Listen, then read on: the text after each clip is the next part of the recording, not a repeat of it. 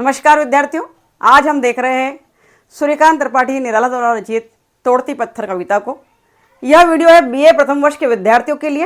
हिंदी साहित्य, हिंदी काव्य से एक महत्वपूर्ण कविता आपके सामने प्रस्तुत है, तोड़ती पत्थर। जान लेते हैं कि कविता किस विषय पर लिखी गई है। प्रतिपाद्य जो विषय वस्तु है विद्यार्थियों, कवि ने इलाहाबाद के मार्ग पर कड़ी धूप में भारी हथौड़े से पत्थर तोड़ती हुई एक निर्धन महिला को देखा, जो बहुत सुंदर एवं बलिष्ठ महिला थी।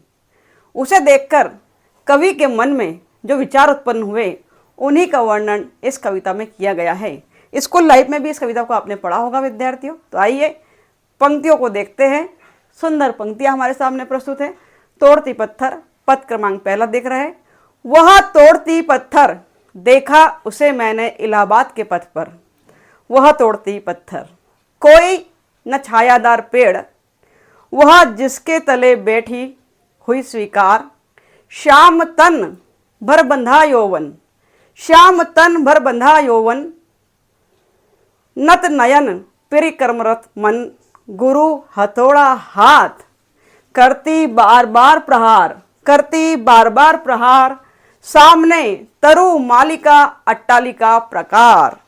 शब्दार्थों को नोट करेंगे पहले विद्यार्थियों। इसमें से कविता की लाइनें आपके सामने है, उसमें नोट करेंगे। श्याम तन से तात्पर्य सावला शरीर है। यौवन से तात्पर्य यहाँ पर जवानी और युवावस्था की बात की गई है।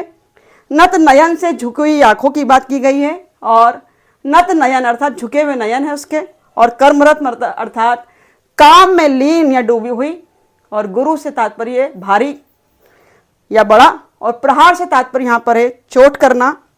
तरुमालिका का अर्थ लिखेंगे विद्यार्थियों, पेड़ों की कतार है तरुमालिका से तात्पर्य, और अट्टालिका भवन का ऊंचा भाग है, और उसके साथ ही साथ अगर प्राकार की बात करें तो चार दीवारी है विद्यार्थियों। देखते हैं इसी में आगे कि प्रस्तुत पद सूर्यकांत त्रिपाठी निराला द्वारा रचित तोड़ती पत्थर कविता से लिया गया है। यह क्या है? यह संदर्भ है हमारा। प्रसंग देखेंगे। कवि को इलाहाबाद के शहर की एक सड़क पर एक मजदूर महिला दिखाई देती है, जिसका वर्णन निराला अर्थात कवि मन ने अपने शब्दों में इस प्रकार किया है। कवि कहते हैं, व्याख्या नोट डाउन करेंगे विद्यार्थियों। कवि कहते हैं, मैं इलाहाबाद के शहर की कड़ी धूप में एक मजदूर महिला को एक मार्ग पर पत्थर तोड़ते हुए देखा या देखता हूँ। वह ऐसे पेड़ के नीचे बैठी है, वह ऐसे पेड़ के नीचे बैठी है, बैठकर पत्थर तोड़ रही है या बैठी है, जो कि छायादार नहीं है, परंतु उसकी व्यवस्था थी। उसने स्वीकार कर लिया था कि वो इसी पेड़ के नीचे बैठकर काम करेगी, या काम उसे करना था, उसने ये स्वीकार कर लिया था। उसके शरीर का रंग काला था और वह पूर्ण नवयुवती थी। काला श्याम तन दिया है, इसलिए उसका शरीर का रंग काला था विद्यार्थियों। आगे बात करते हैं, इसी पैराग्राफ को हम समझ रहे हैं। अर्थात यौवन से भरपूर थी उसकी आंखें, नत नयन कर्मरत मन, हमने पढ़ा इसमें। नत नयन से तात्पर्य उसकी आंखें नीचे की ओर झुकी हुई थी। अब झुकने के कई कारण हो सकते हैं। एक, उसे अपने इस काम पर ग्लानि महसूस हो रही हो, या अच्छा नहीं लग रहा हो, या अपने काम में वो बिल्कुल तल्लीन है इसलिए भी झुकी हुई है। कई कारण उसमें हो सकते हैं। तल्लीनता के साथ अपने कार्य में लगी हुई थी। उसके हाथ में गुरु हथौड़ा हाथ दिया है कविता में पंक्तियां। उसके हाथ में एक भारी हथौड़ा है, गुरु से तात्पर्य भारी हथौड़ा है, जिससे वह बार बार पत्थरों पर प्रहार कर रही है, मार रही है। मजदूर महिला के दूसरी ओर घने वृक्षों की पंक्तियां है, तरु मालिका अट्टालिका प्रकार। देखा आपने, घने वृक्षों की पंक्तियां, अट्टालिकाएं और परकोटे वाली कोठियां थी। तात्पर्य यहाँ पर कवि का मन कहना चाहता है, शोषक और शोषित वर्ग की चर्चा इसने की है कि एक निर्माण के लिए शस्त्र जब एक स्त्री के हाथ में है या मजदूर के हाथ में है, परंतु पूंजीपति वर्ग उनका शोषण करते हैं। यही कहने का प्रयास कवि ने इस पंक्तियों में किया है। आगे देखते हैं इसमें। चढ़ रही थी धूप गर्मियों के दिन, चढ़ रही थी धूप गर्मियों के दिन, दीवा का तमतमाता रूप, उठी झुलसाती हुई लू, उठी झुलसाती हुई लू, सॉरी गलती हो रही है, देखेंगे एक बार पुनः पंक्तियों को, संशोधन करेंगे हम, सुधार करेंगे। चढ़ रही थी धूप, पद क्रमांक 2 देख रहे हैं। चढ़ रही थी धूप गर्मियों के दिन, दीवा का तमतमाता रूप, मानवीकरण अलंकार का प्रयोग इसमें किया गया है। दीवा का तमतमाता रूप, दिन बिल्कुल तमतमा रहा है, दिन तमतमा रहा है, मानवीकरण अलंकार का प्रयोग है। उठी झुलसाती हुई लू, रोई जो जलती हुई भू, गर्द चिनगी छा गई, प्रायः हुई दोपहर, वह तोड़ती पत्थर, वह तोड़ती पत्थर। व्याख्या, संदर्भ वही है पूर्वानुसार, प्रसंग वही है, मजदूर महिला का वर्णन। व्याख्या देखेंगे। जैसे जैसे दिन चढ़ रहा था, धूप तेज होती जा रही थी, गर्मी अर्थात ग्रीष्म ऋतु थी विद्यार्थियों।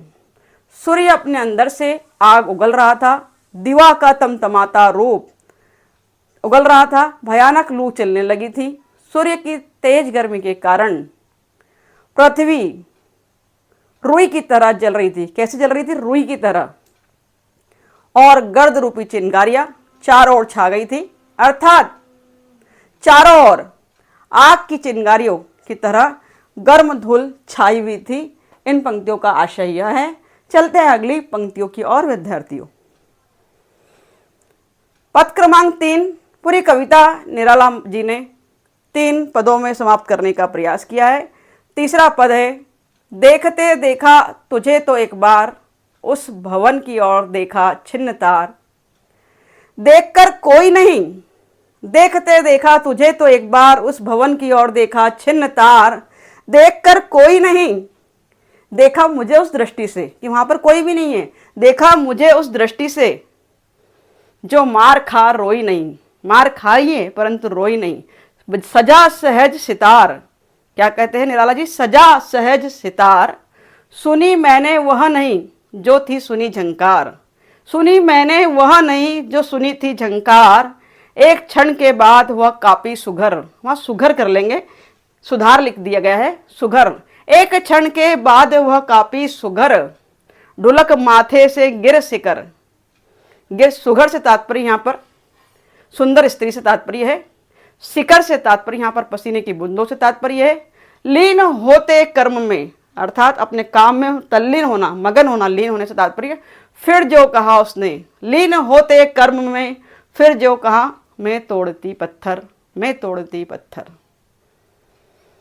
संदर्भ प्रसंग लिख लेंगे। व्याख्या को देखते हैं विद्यार्थियों। जैसे ही वहां रुककर मैंने उसकी ओर देखा, कवि का मन कह रहा है कि मैं रुका और मैंने उसकी ओर देखा, वैसे उसने मेरी ओर देखा, उसने भी मेरी ओर देखा। और इस दृष्टि से उसने सामने वाले बड़े मकान की ओर देखा। पहले मेरी तरफ देखा, फिर बड़े मकान की ओर देखा। थोड़ा सा घबरा सी गई, यह देखकर कि मैं अकेला ही था। एक स्त्री मन की व्यथा को बताने का प्रयास किया कि पहले उसकी तरफ देखा, कवि की तरफ देखा, और फिर एकदम भवन की ओर देखने लगी। यह देखकर कि मैं अकेला ही था, उसे लगा कि वह अकेले है, इसलिए, और कभी कुछ और ना सोच ले, इसलिए उसने भवन की ओर देखा। उसने अपने तार तार, छिन्न तार कविता में यूज किया गया, छिन्न तार से तात्पर्य है तार तार फटे हुए कपड़ों की ओर दृष्टि डाली। अत्यंत व्यथा और करुण कथा को व्यक्त करने का प्रयास किया है। बताया है कि मजदूर महिला के जो शरीर पर कपड़े हैं वह भी बिल्कुल तार तार है और फटे हुए हैं, और वो अपने कर्म में फिर भी लीन है। प्रिय कर्मरत मन, उसके काम को ही वो प्रिय समझती है और अच्छा समझती है। तार तार फटे हुए कपड़ों की ओर दृष्टि डाली, फिर उसने मेरी ओर इस तरह देखा जो किसी और व्यक्ति को जबरदस्त मारता है और मार खाने वाले को रोने भी नहीं देता। इस तरह देख रही है। उसकी विवशता को बताने का कवि प्रयास कर रहे हैं कि मार तो खाई है, परंतु मार खाने के बाद, जैसे एक बच्चे को मारने के बाद पिता रोने नहीं देता कि रोएगा आप, रोएगा आप, तो उसकी विवशता भी यही है कि मार खाने के बाद वो रो भी नहीं पाई है, अर्थात ना चाहते हुए उसे काम करना पड़ रहा है। देखते हैं आगे कि केवल दृष्टि द्वारा ही उसने मुझे अपनी संपूर्ण करुण कथा, एक उसकी दृष्टि ऐसी थी, कारुणिक दृष्टि की दृष्टि द्वारा ही मुझे अपनी संपूर्ण करुण कथा इस प्रकार सुना दी, जिस प्रकार कोई सितार पर सहज भाव से उंगलियां चलाकर एक अभूतपूर्व झंकार उत्पन्न कर देता है। सहज दृष्टि से उसने अपनी करुण कथा कवि मन को सुना दी। कवि के कहने का तात्पर्य है, मैंने जीवन में पहली बार इतने सहज भाव से एक शोषित नारी के जीवन में व्याप्त करुणा एवं व्यवस्था का अनुभव किया था। एक क्षण तक मेरी ओर देखने के पश्चात वह युवती कांप उठी, एक क्षण देखा और एकदम से कांप उठी सुघर। आपने देखा कविता की पंक्तियों को देखते आगे कि कांप उठी वो सुंदर स्त्री कांप उठी। एक क्षण तक मेरी ओर देखने के पश्चात वह युवती कांप उठी, उसके शरीर से ढुलक माथे से सिकर का प्रयोग किया गया है, पसीने की बूंदें कांप उठी, उसके शरीर से पसीने की बूंदें नीचे गिर पड़ी और वह फिर पत्थर तोड़ने के काम में लग गई, कहकर मैं तोड़ती पत्थर। तो विद्यार्थियों, सूर्यकांत त्रिपाठी निराला द्वारा रचित बहुत ही व्यथित कर देने वाली मन को एक कविता है तोड़ती पत्थर, जिसमें एक नारी हृदय की बात की गई है, मजदूर महिला का वर्णन किया गया है और साथ ही साथ कवि मन ने उसे शोषित और शोषक वर्ग के बीच के डिफरेंस को दिखाने का प्रयास भी किया है।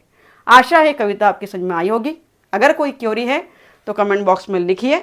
जल्दी ही अगले वीडियो में अगली कविता लेकर आपके सामने आओगी। बने रहिए मेरे चैनल के साथ, B.Ed classes bye Sunita Chouksey में। और अगर वीडियोस आपके लिए यूजफुल है तो इसे अपने दोस्तों में ज़रूर शेयर कर दीजिएगा ताकि आपके फ्रेंड्स भी लाभान्वित हो सके। Thank you very much for watching my video.